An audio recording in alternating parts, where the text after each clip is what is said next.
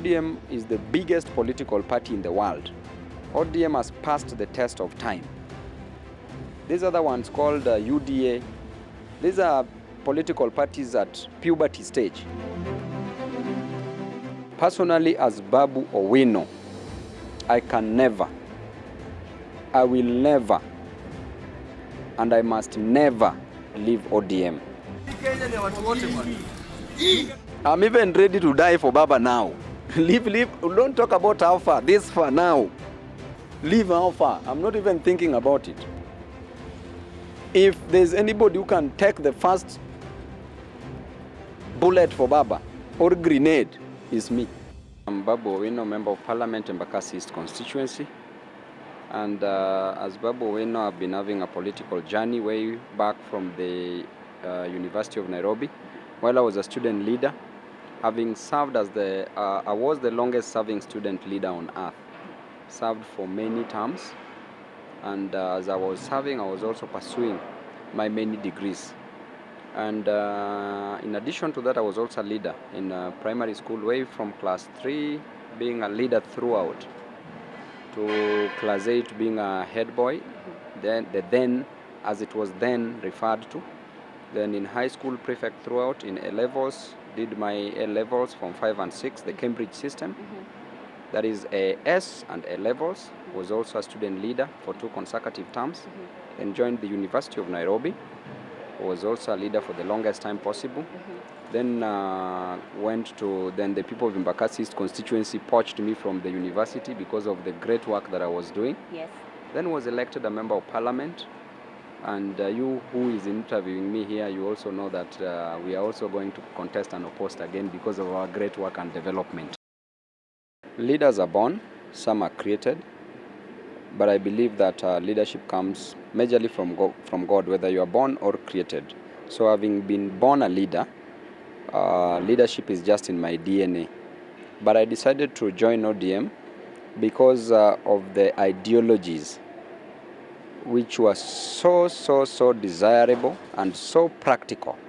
The ideologies of ODM, led by the party leader, Honorable Raila Amolo Odinga, who is a political liberator, an enigma, vintage, and Baba being the leader for ODM, together with his ideologies that I was resonating very well and still resonates very well with his ideologies, I decided to use that vehicle for my parliamentary seat in Embakasi East constituency.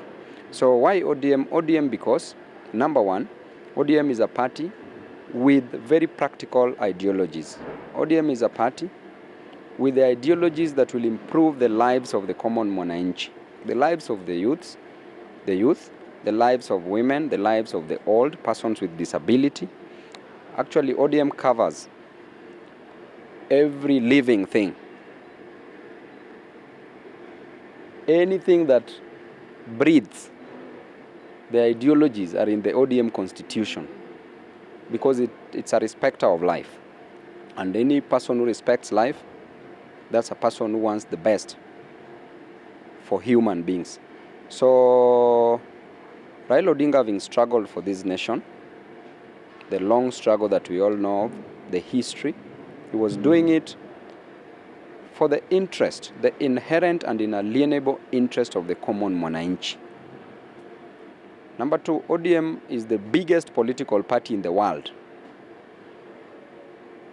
ODM has passed the test of time. These other ones called UDA, these are political parties at puberty stage, adolescent stage. That's why they are too excited and so erratic. But ODM does its things in a very organized manner. It is a party that there was, is a party that there is, and is a party that there will be, with a strong leader behind it.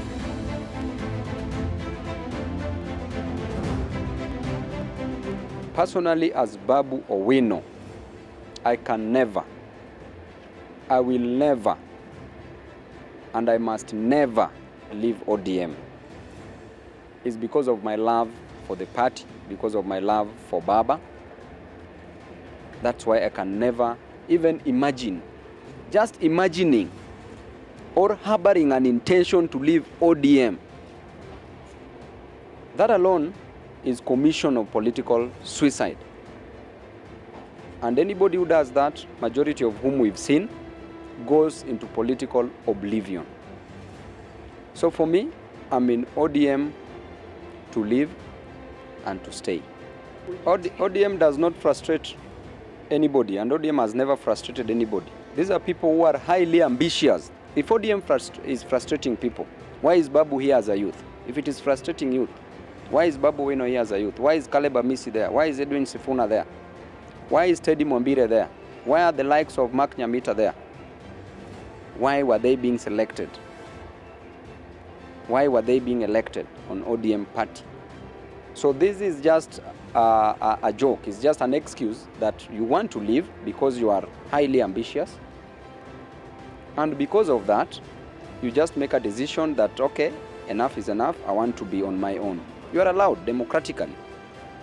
But you must never abuse ODM, because that is where your foundation was built. That is where you moved into getting other better things in the political arena. And let me tell you, a woman who leaves a man with a vision for a man with a television will soon see the man with a vision in her husband's television. So that is ODM and UDA. The only time ODM was part of the government was in 2007 when Baba was a prime minister. And we see the infrastructural development that took place during that period. Actually, ever since Kenya was born, that is the period that everybody will attest, will agree, that there was rise, there was growth in economy of our nation when Baba was at the helm of leadership. Since then, we saw what happened, we know what happened. ODM has never formed the government. Therefore, we should not blackmail ODM. We should not say that ODM should now give you jobs while there's a government in place that promised 1 million jobs. Now they are promising 4 million jobs. A person who mathematically is a dwarf. Because if two couldn't deliver 1 million jobs, how can one deliver 4 million jobs? So that is a lie. But instead, they can deliver wheelbarrows. That's why I said a woman who leaves a man with a vision and falls for a man with a television will soon see the man with the vision in her husband's television. So the man with the television here is DP with a wheelbarrow. The man with the vision here is Baba. I'm even ready to die for Baba now. Leave. Don't talk about how far. This far now. Leave how far. I'm not even thinking about it. If there's anybody who can take the first bullet for Baba or grenade, it's me. Now, not tomorrow. Why? Because I believe in him. I believe in him 101%.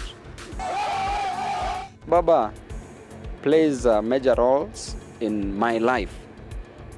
A fatherly role, generally when it comes to matters of handling a family. He is like my father. So he advises me matters marriage, matters family, how to bring up kids, matters education, we talk about it, matters economics, financial matters, we talk about it, political matters, we talk about it, religious matters, we talk about it. We simply talk about all the ails of life with Baba. So that is how much he means to me. Not just a political leader to me, but he's a father to me. To me, the only currency I transact in is loyalty. Loyalty is royalty to me. That is the only currency I recognize.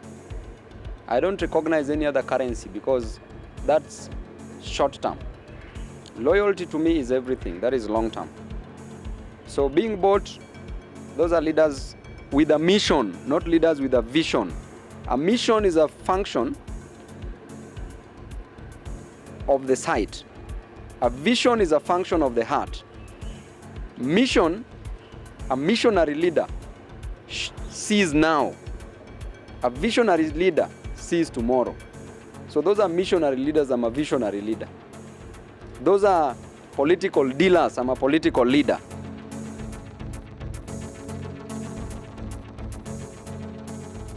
Ruto was like a prodigal son, but a greedy one for that matter, extremely greedy for that matter. Why? Because in the Bible there was a prodigal son who requested the father for his part of the share, then went, suffered, but came back. But this one is suffering and still suffering in silence, but in the desert. He doesn't want to come back. If it's a conditional clause, we are talking about when Baba becomes the president. If Ruto becomes a conditional clause, on condition that. So the probability of him becoming the next president of the Republic of Kenya is not even zero, it's negative. Negative is smaller than zero. Zero is bigger or greater than negative. So let's talk about when Baba becomes the president. Stop perverting your mind with these negative issues of Ruto. Don't put wheelbarrow in your mind because it is empty. So you will think about nothing but just wheelbarrow. Let me tell you one strange thing about the number of times Baba was vying. They are all odd numbers. Odd numbers are associated with probably evil. 1997, odd number. 2013, 207. 1997, odd number. 207, odd number. 2013, odd number. 2017, odd number. Now we are going to 2022, even number. Success, associated with success. So definitely we are going to succeed. This, there is no trying about it. Raila is going to be, I can tell you, and I can tell you before God that Raila is going to be the next president of the Republic of Kenya. I can tell you. And if he fails to There is no if, and I will not answer that question. There's only when he becomes the president. Then you ask me what he should be doing when he becomes the president. When Raila becomes the president, the youth in this nation will be the greatest beneficiaries in this nation. When you talk about the commissions set for the youth, when you talk about the university students, the matters help and how we are planning to handle help plus the interest and to waive it, the interest for the comrades at the university will be a plus. When you talk about a possibility of having free university education, benefit to the youth.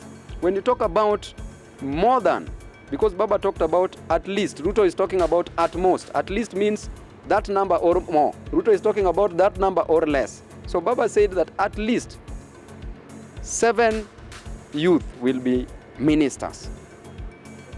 The proposition for the ministry for the youth will be created.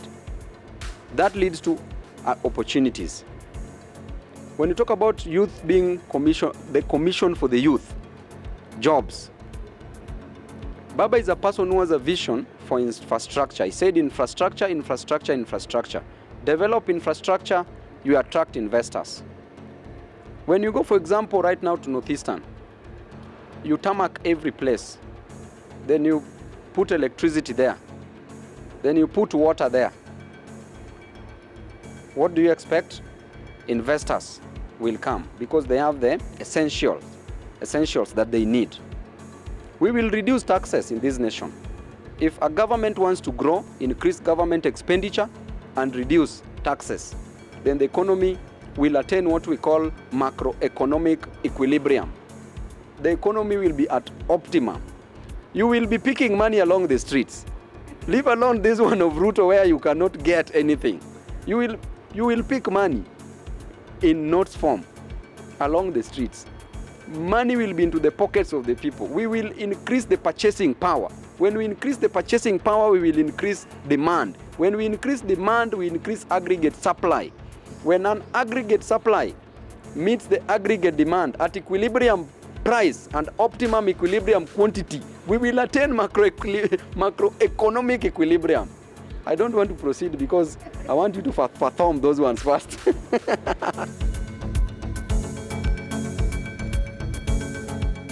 I want to go for a member of parliament again, and I will be the next member of parliament again for Embakasi East constituency unopposed, and I will work for the people. Nitawachosha na kazi venye jinsi ambavyo nimewachosha na kazi. My main reason is to deliver services. To me, I'm more of a servant. The Bible says that a leader must serve. For you to be lead, for you to be a leader, you must be a servant. My main aim is to serve, is to ensure that that person, that lowest person within Embakasi East, graduates to some ranks in life. To ensure that that student who is lacking school fee gets bursaries and scholarship to go to school. To ensure that that mama mboga who has no stock, we try to help through empowerment so that that kiosk grows into a supermarket. To ensure that that boda guy buys a tuk-tuk or a matatu. It is about growth and growth and growth. And that is what has been happening in Embakasi East constituency. That's why you can't hear of any aspirant contesting in Embakasi East now. We have a few months to elections, but there is no any other aspirant. Have you heard any? There is none. You see, this is a one-horse race with a mule. A mule is a combination of a donkey and a horse, biologically. So this is a race between a horse, who is Baba, and a mule, who is Ruto. A mule is a product of a donkey and a horse again, which is very weak. The genes are too weak.